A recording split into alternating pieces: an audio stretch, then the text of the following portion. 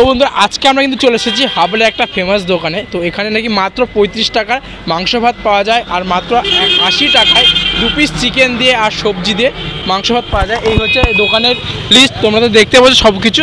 তো চলো দিদির মুখ থেকে শুনবো এখানে কি কি পাওয়া যায়। তো চলো ভিতরে যাও। হ্যাঁ বলছি, তোমার নামটা কি একটু সবাইকে জানাও। আর তোমার এই দোকানটা কতদিন হয়েছে এখানে? 2 মাস হয়েছে। তুমি নাকি মাত্র 35 টাকায় মাংস ভাত দিচ্ছ, কিভাবে?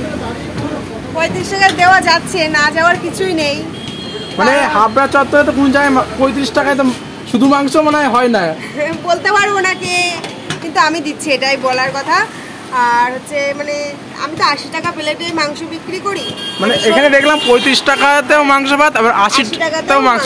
এর দুটো তো এর কারণটা একটু আমাদেরকে বোঝাও তাহলে। কারণটা হচ্ছে 80 টাকায় মানে 4 রকমের সবজি দিয়ে, 4 রকমের সবজি না, মানে একটা সবজি, আলুর চোখা, ডাল, পাপড় ভাজা, স্যালাড, এইগুলো দিয়ে 2 পিস চিকেন আলু দিয়ে 80 টাকাতে যেত। আচ্ছা, আর যদি 35 টাকারটা কেউ যদি নেয়? 35 শুধু মাংস, 1 পিস মাংস, 1 পিস আলু, আর স্যালাডে যা থাকে শসা, লঙ্কা, পেঁয়াজ, লেবু, এগুলো দিয়ে রাইস দিয়ে 35 টাকা। আচ্ছা, দেখি তোমার এই মাংস কত গ্রাম থাকছে 35 টাকার যে থালিতে? 60 থেকে 35 গ্রাম দিচ্ছে। একটু দেখাও দেখি। এই হচ্ছে এখানকার মাংস। বাহ, প্রায় 60 গ্রাম মতো এটা, তাই তো? হ্যাঁ। আচ্ছা, কি কি আছে তোমার এখানে? আজকে আর 2 রকমের মাছ করা হয়নি। আলুর চোখা আছে। হ্যাঁ, আলুর চোখা গেল, আর স্যালাড আছে, ফুলকপি আলুর তরকারি, ডাল এই যে। হ্যাঁ, আর হচ্ছে পাপড় ভাজা আছে। এটা কি? আর এটা হচ্ছে ডিমের। এটা ডিম? হ্যাঁ। আচ্ছা, আলু যাবে ডিমের সাথে। হ্যাঁ, এটার প্রাইসটা কত আছে? ডিমের 40 টাকা, সবজি দিয়ে 40 টাকা। আর যদি কেউ মাছের থালি নেয় তার প্রাইসটা কেমন? 60 টাকা। এই যে মাছ, এই যে মানে 1 পিস মাছের দাম কত রেখেছো? মানে ওরকম ভাবে তো বিক্রি করা হয় না। 1 পিস দেখা গেলো কেউ একটা মাছ থালি নিল, পরে দিকে এক্সট্রা মাছ নেয়, তার দামটা কত নেবে সেটা জিজ্ঞাসা করো। আচ্ছা, তো তোমরা তো দেখতে পাচ্ছ দিদির দোকানে কিন্তু এই হচ্ছে মাত্র 2 মাস বয়স দোকানের, আর এত রকমের দিদিটা আইটেম রাখছে। আর তোমাদের এই লোকেশনটা একটু বলে দাও। হাবড়া পৌরসভা গলি পাশে, লরি স্ট্যান্ডের সামনে। মানে প্রত্যেকদিন কি দোকান খোলা রাখছো? প্রতিদিন দোকান খোলা থাকে, শুধু শনিবার রাত্রেবেলা দোকানটা বন্ধ থাকে। দুপুরে পাবে, মানে ভাত খেতে চাইলে। টাইমিংটা বলো, কটা থেকে কটা পর্যন্ত খোলা রাখছো? 1টা থেকে শুরু আর 4:30 পর্যন্ত। আচ্ছা,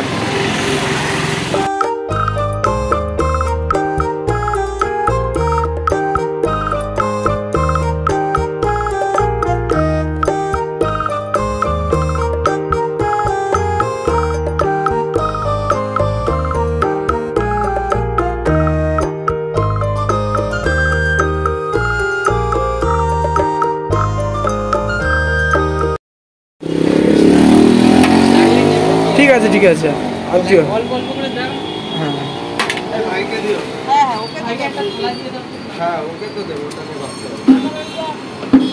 এই হচ্ছে 35 টাকার মাংস ভাতের থালিটা রেডি হচ্ছে, চলে গেল ভাত।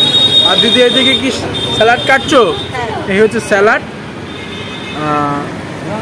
এর সঙ্গে শুধু 1 পিস মাংস আর 1 পিস আলু আর ঝোল যদি কেউ পরে এক্সট্রা চায় সেটা কি দেওয়া হয়? আর যদি কেউ আলু এক্সট্রা চায় সেই সময় আলু এক্সট্রা একটা যাবে। আচ্ছা, এক্সট্রা ভাত নিলে এক্সট্রা, হ্যাঁ, এক্সট্রা ভাত যদি নেয় তখন 1 পিস আলু আবার একটা দেওয়া হয়। আচ্ছা, আলুটা যায় না, ঝোল। আচ্ছা, নিয়ে নিয়েছি সম্পাদির হোটেল থেকে 2 পিস চিকেন দিয়ে আর এত রকমের সবজি, মাত্র 80 টাকা। তো চলো একটু ফার্স্ট টাইম ডাল দিয়ে খাওয়া যাক। মাংসের বাটিটা একটু নিচে নামায়।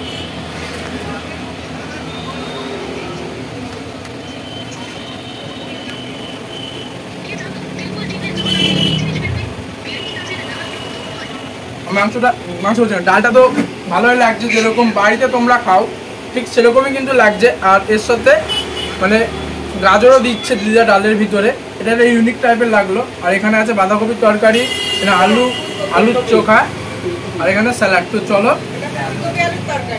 সরি, ফুলকপি আলুর তরকারি, মিস্টেক হয়ে গেছে আমার। একটু সব নিয়ে একটু খাওয়া যাক। লঙ্কাটা নেই?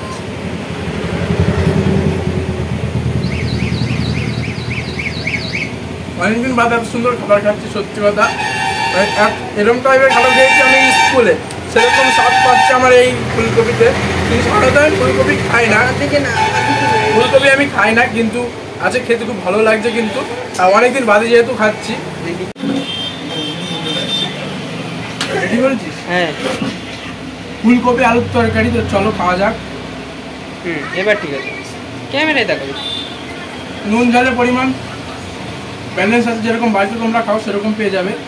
আর সঙ্গে এরকম পাঁপড় আছে। পাঁপড়ে আর কি দিব ভাই, পাঁপড় যেরকম টেস্ট সেরকমই হবে। তো চল একটু মাংস নেওয়া যাক। এরকম সাইজের একটা মাংস আছে, এর দাম এই গ্রাম হচ্ছে 7 গ্রাম। তা আমি নিয়ে নিই, আর একটু একটু ঝোল।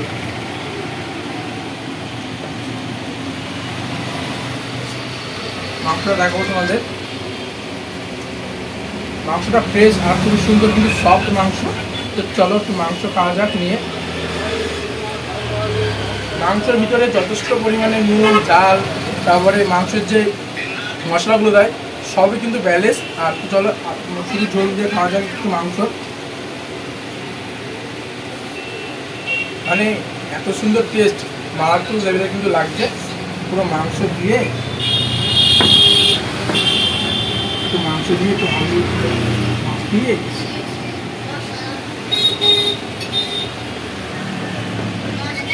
কোনো কথা হবে না।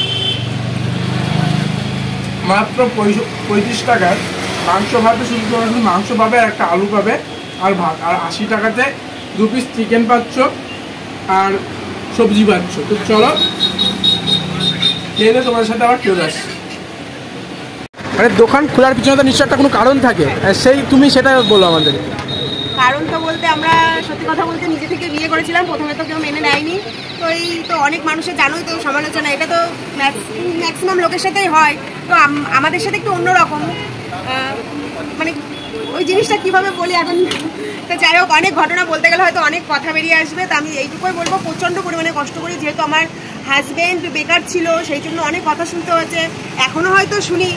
আর তার থেকে বড় কথা, আমি ওর পাশে থাকতে চাই, সবসময় ওর সাপোর্টে থাকতে চাই, যে ও যাতে ভালো বড় জায়গায় যেতে পারুক।